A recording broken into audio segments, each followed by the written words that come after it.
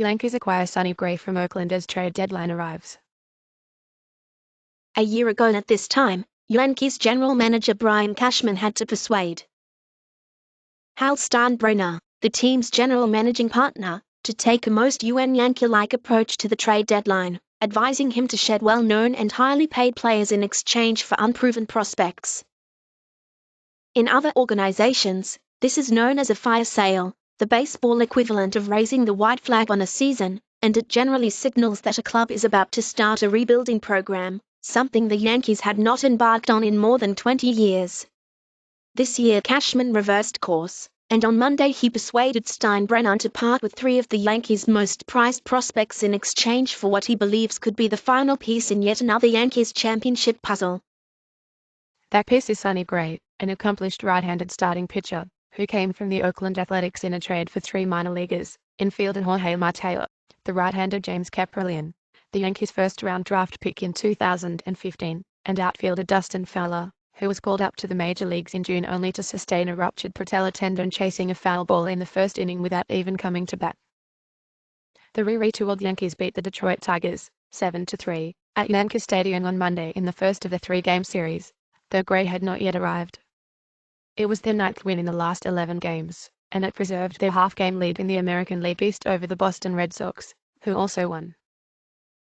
Starter Luis Severino needed 116 pitches to navigate 5 innings, but he left with a 4-1 lead courtesy of a 2-run double by Chase Headley and a 2-run single by Todd Frazier, both in the 4th inning.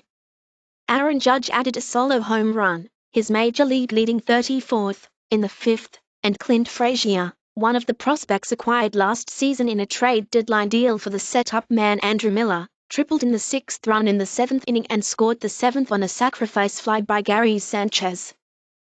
The Tigers loaded the bases against reliever Jonathan Holder in the 9th, but Aroldis Chapman came in and got the final 2 outs.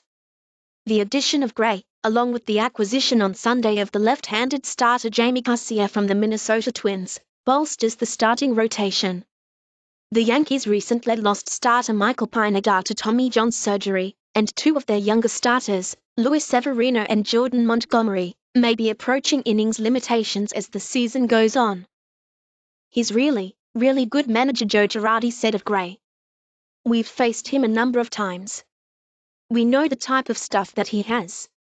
We improved ourselves today."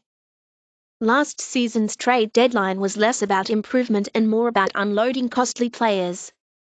The Yankees rid themselves of Chapman, Miller and designated hitter Carlos Beltran in exchange for a stockpile of prospects, and released Alex Rodriguez. "Last year, that was difficult," Cashman said. "It was something we hadn't done, and so it was somewhat new." The Yankees went on to have a solid August last year but missed the playoffs for the 3rd time in 4 seasons, and the consensus was that they would need a year or 2 to become a contender. But after the Yankees' hot start this season, they were 38-23 by the 12th of June and held a 4-game lead in the division. It began to look to Cashman and Girardi as if their club had arrived sooner than expected. "We're the New York Yankees, and we represent a championship-caliber effort on a year-in and year-out basis," Cashman said. "We're trying to go from good to great." Cashman said he believes the addition of Gray, who had a 44-36 record and 3.42 earned run average in 5 seasons with Oakland, could elevate the Yankees, who have not won a playoff game since 2012, back to that level. "We've given ourselves some depth," Cashman said. "It was an area of weakness, and it's been shored up and addressed." Gray, 27, an All-Star in 2015, is 6-5 with a 3.43 ERA in 16 starts this season. He is under team control through 2019 and for the Yankees is eminently affordable at $3,575,000 for 2017. Gray showed durability early in his career, throwing more than 200 innings in 2014 and 2015, but injuries limited him to 117 innings in 2016, when he was 5-11 with a 5.69 ERA. Cashman said he was comfortable with Gray's history of injuries, which have affected his trapezius, latissimus and pitching elbow.